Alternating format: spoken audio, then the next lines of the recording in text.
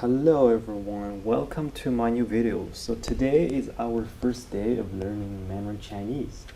So in this lesson, I will build a foundation for how to learn Mandarin Chinese as a foreigner, especially for English speaker or you're a French speaker, whatever, where are you from? Like the most important part I'll put in this lesson. So after this lesson, you will have a clear structure of how to learn Mandarin Chinese from the beginning, okay?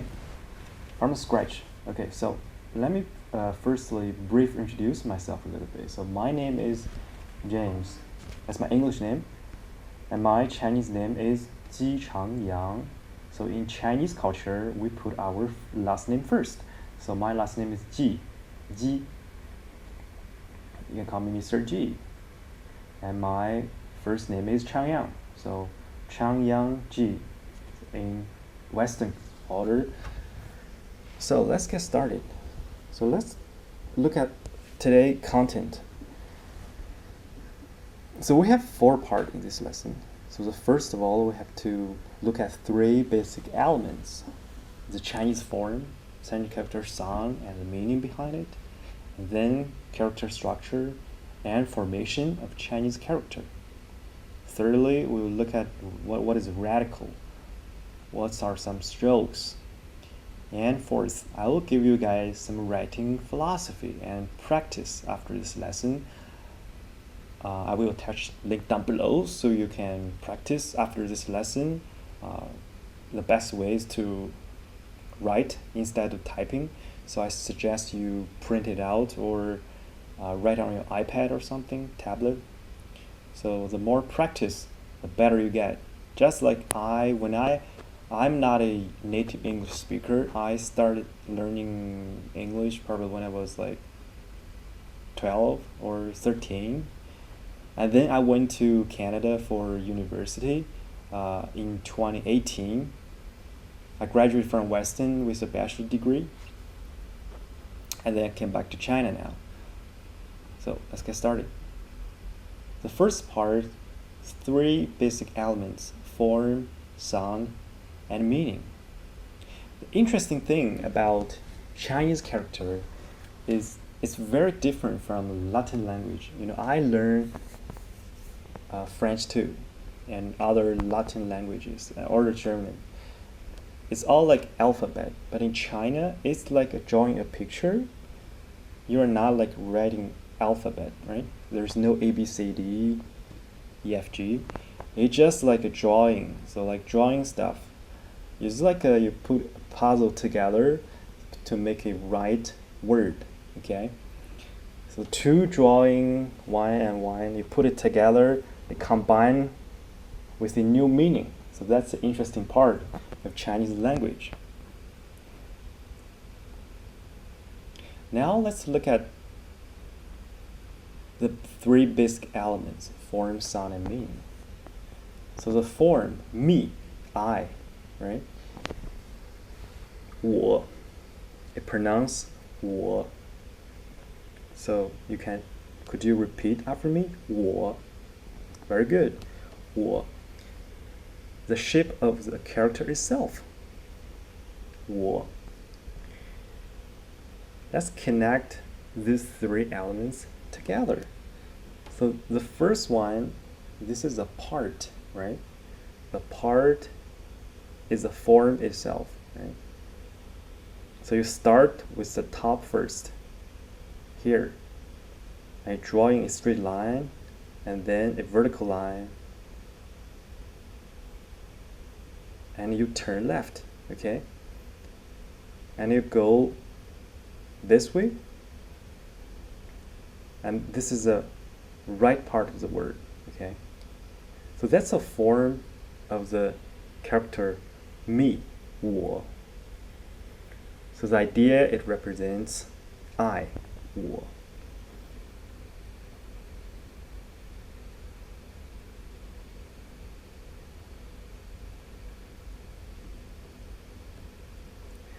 So why characters help communication? So before, communication in China was difficult due to different regional dialects. So basically what it means is that in China, we have 56 different ethnic groups. There is a lot of different ethnic groups. We have people living in Tibet, in Xinjiang, and some of them looks very like Western guys. You know, they're white. They're not like Asian guy like me. They're white guys, especially Uyghur people. So they're basically speaking Arabic, right? And Tibetans, they're like speaking another totally different languages. And we have Muslim, and also we have Mongolia in China, and we also have Korean people in China, which is crazy, right? So think about that. We're a vast country. China is very much like the United States, but with ethnic groups concentrated in isolated regions. Not isolated regions, I mean in a region more concentrated, right? So the ethnic groups like Muslim, they're basically, so this is China, they're like northwestern part of China, okay?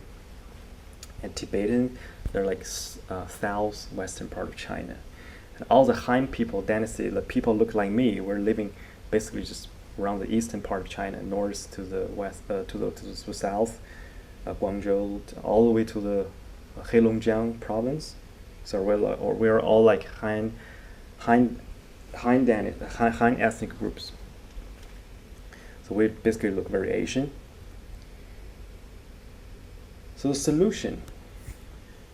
So the central government, like 2,000 years ago from Qing dynasty, they provided a common ground for us to understanding each other. How? Just by designing a central unified language system, which is called Chinese character. It provides a common ground for understanding. So now we have no problem. If you cannot understand what other Chinese they're speaking, they can write it out so you can understand. Okay. So it enabled writing communication across dialect barriers and created a shared writing system regardless of spoken differences, which is very smart. It's more like, you know, what happened in ancient Rome. They all speak like Latin, but you know, gradually Europe just, you know, turned to separated. It got separated into many different others, like small countries like Spain, German, and now they totally cannot understand others. But in China, we basically just, you know, centralized and unified all the way from 2,000 years ago. Even though we're like invaded by Mongolian, invaded by Qing dynasty, which is not Han ethnic groups, but we've been keeping our, you know, language, which is a writing language, and the evolution of Chinese speaking part, you know, gradually just turned to the same. You know, after the 1949, you know, the Communist Party established this new country, New China. So we have our unified Mandarin speaking. So it's not like Cantonese. People all speak different like dialect anymore. Okay. Okay. Next, we look at character structure and formation. So, one syllable and single character. Chinese character are single character and many are one syllable. So basically Chinese character, we are not like an English word like character, so you have to speak like character. Chinese character is more like a single tone, like a moan, right? How to speak moan in Chinese? Yue. Yue. Yue. So one syllable. That means moan, yue. And mu, shui, wood, mu.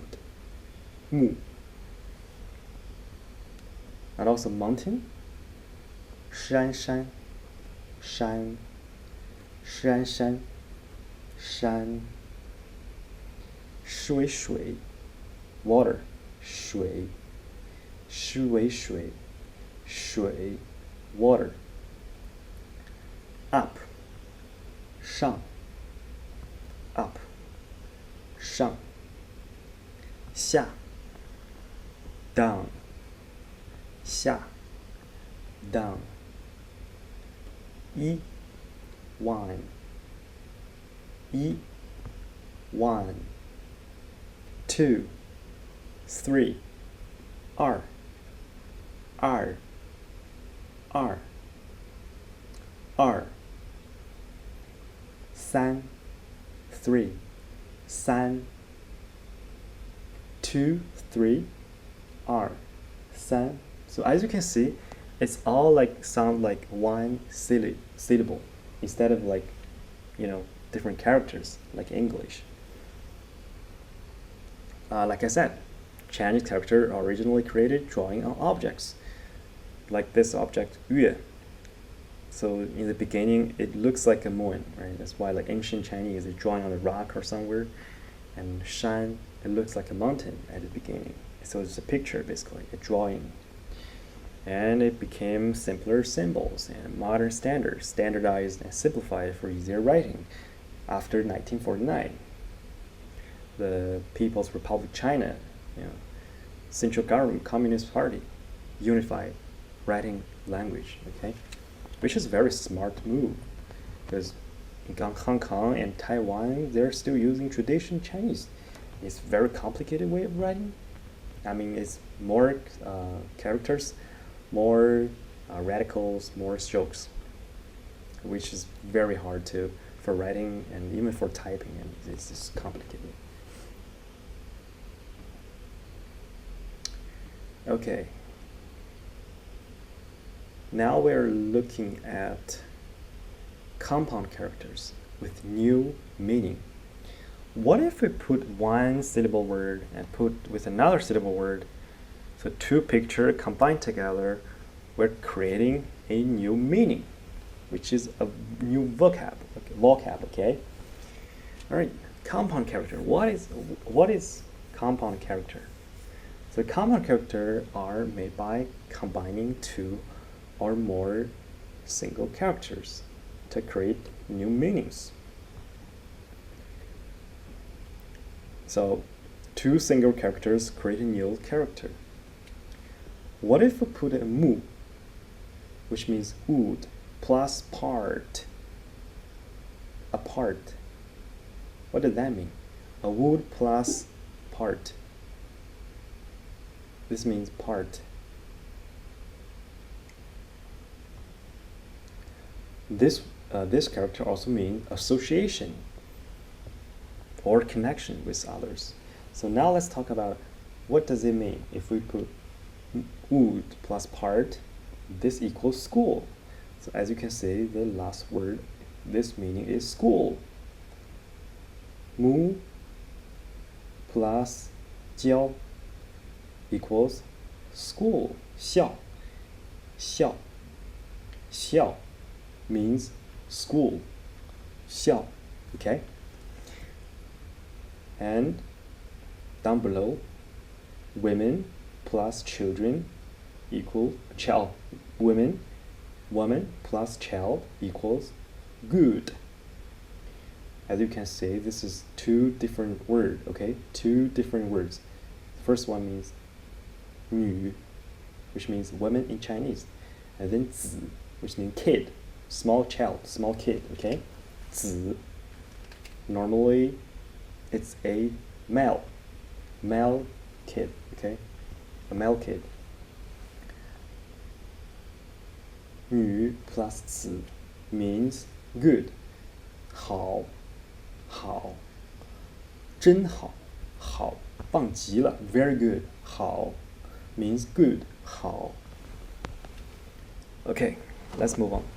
Two characters form a new word. What if we put two characters? What if we put 非 and 鸡 together. Let's look at the first one. Fly, 飞, machine, 机. It equals plane and aircraft. 飞机, 飞 plus 机, 飞机 means 飞机, airplane, 飞机. So basically, fly is a verb. 飞. But if you're combining this character with 机, which means machine, and you got a modern transportation, which is 飞机, airplane, plane, okay, aircraft. All right, let's look at another new word. Tirade. This is a verb, right? Action. Tirade, read something. Or it could be a adjective, reading. 读书. So you plus read plus book. It means to read. 读书. 读 plus 书 means to read. 读书. 读书. 读书. 看书. 读书. To read. 好, let's move on. 关系. 关系, relationship. How this word be created. So close, 关, close something. 关 is a verb, 关. Plus 系, which means connection or system. 关系, it means relationship. 关系.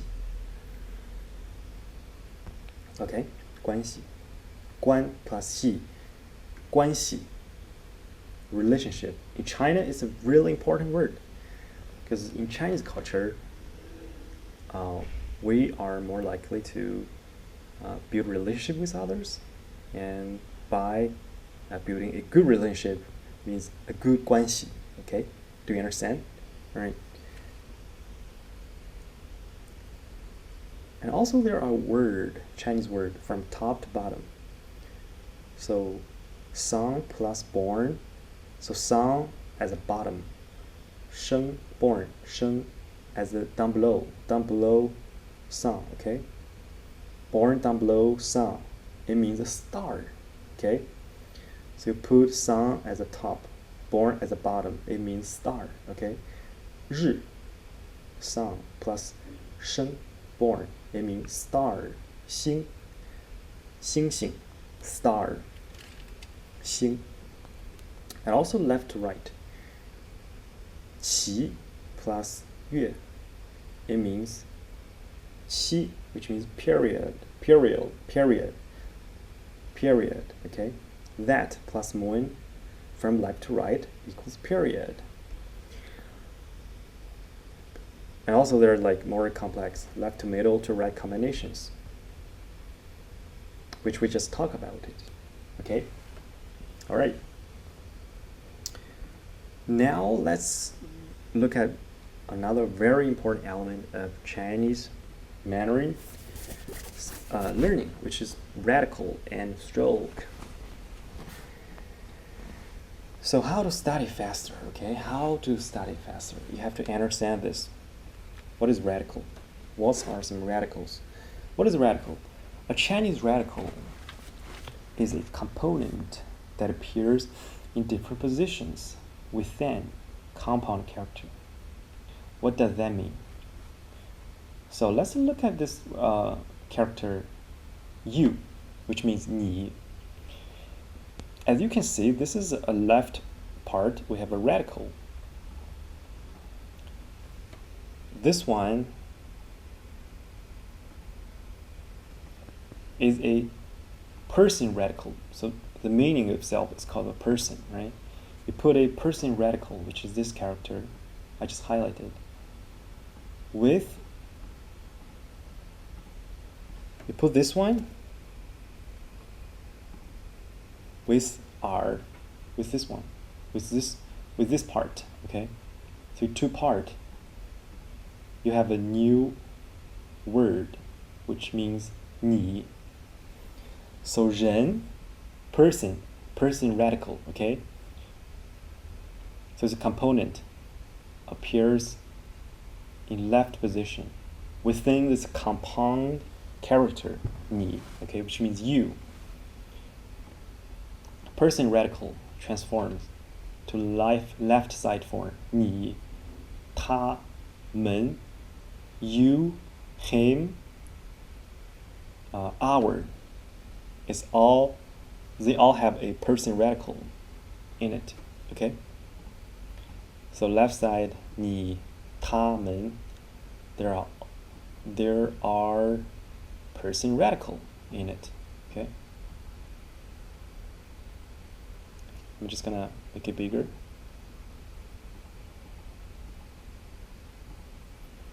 As you can see, this is person radical as the left part. 你, you, 他, him, he, 们, ours, 们, 我们, our, okay? And also there are group characters. Group characters that share the same radical, creating meaningful clusters for faster recognition, okay? If you are reading Chinese and you see this part, this is a radical, which is like a language radical. So every single word you are reading, the meaning is about speech. So basically, it's just a speech radical. It transforms to the left side form. So as down below, we have 说, speak, 话, which means word or remarks or some like saying, or read. This character all have a speech radical, okay? 说, speak, 话, word or sentence, 读, read, reading. It all have speech radical. So every time you see this character, this radical, you know these words are all about speech and language, okay? So you can guess the meaning of the reading, which is very useful. And also there are dictionary search. You know, when I was young, when I was a kid, we have a thick dictionary, but you know, we don't have alphabet in Chinese. How should we search it up in a dictionary? The answer is by searching radical. So if I cannot recognize a word, such as, for example, 你, I don't know the meaning of you. How should I search in dictionary? I will first of all look up the radical. So this is a person radical, right? So I go to the person radical and I will find this word and check the meaning of it, okay? That's very simple. So radical are very, very important for you as a foreigner to learn. Even as a native speaker, I have to learn radical when I was young. So the best way is just to figure it out, the meaning of radical, and just practice over and over again. And also, I suggest you buying a Chinese dictionary so you can search the word and you learn the word faster. And in dictionary there are different sentences, so you can read the sentence as well. Maybe just write it out, write it on a piece of paper by practicing. Okay. And also let's look up this word, 水, water. 水. So we have a 3 dot here, which is very, very weird. What is this thing? If you ever look, you know, saying this is 3 dot. If you ever saying this 3 dot, so you know this word probably just about water. It's either the meaning of lake or sand or river, okay, or ocean or sea, okay, sea. So this is a water radical, okay. And we also have a right side radical, like this part, like a year, okay. We'll talk about this later. the top part radical, which is grass radical. So basically, grass radical. So these words are all about the meaning of vegetables or plants or trees, etc. Okay, or about like the veggies, mainly about veggie and flowers and stuff. So it's very, very useful. The Chinese is not that hard. It's very structural language. So my suggestion is once you know the logic behind any language, you can learn it really, really fast. But in the beginning, it's gonna be hard because you have to figure out, what is radical and how can I, to search in the dictionary faster. Okay. And also there's bottom radical, right? We put the radical at the bottom. We see this is with mouth radical. So as you can see, probably this is, these words, the meaning of these words are all about mouth. So the first one is name, 名. So name is something you have to call it out, right? You have to speak, you have to call someone. You have to use your mouth, right? That's why the Chinese character has a mouth radical at the bottom, okay? And the next one is you suck on something in your mouth. I suck a candy, okay, in my mouth. So 含. So I put a candy in my mouth and I close my mouth. 合. Close. 合. I close my mouth. 含. Okay, and also right. This last word means right side. All right. Now let's talk about the stroke. What are strokes of Chinese character? So there are 30 strokes, total strokes, and 8 fundamental types. So each stroke has a name and correct writing direction.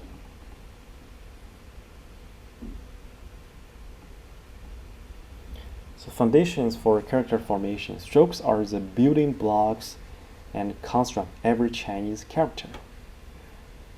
Okay. Essential for correct writing. Proper stroke orders ensures accurate and beautiful handwriting. Understanding strokes helps remember characters more effectively. When you focus on strokes, you are also memorizing characters. So what is strokes? Strokes basically just like a logical pattern of writing Chinese character. So if I want to write, let's see, me, this word, I'm gonna start with this little weird drawing here. This is the first part, okay, first drawing, first one, as in a horizontal line. And then I'm gonna draw a vertical line and start. So this is another strokes, right? So you have to write the character in a pattern, logical pattern, okay? So let's look at the stroke order rules. What is stroke order rule? Stroke order rule help you form characters correctly, whether you are right-handed or left-handed. So no matter you're right-handed or left-handed, you can also write this in a logical pattern. So top to bottom, right from top to bottom, left to right, okay? So you start with the top part and then go into the bottom.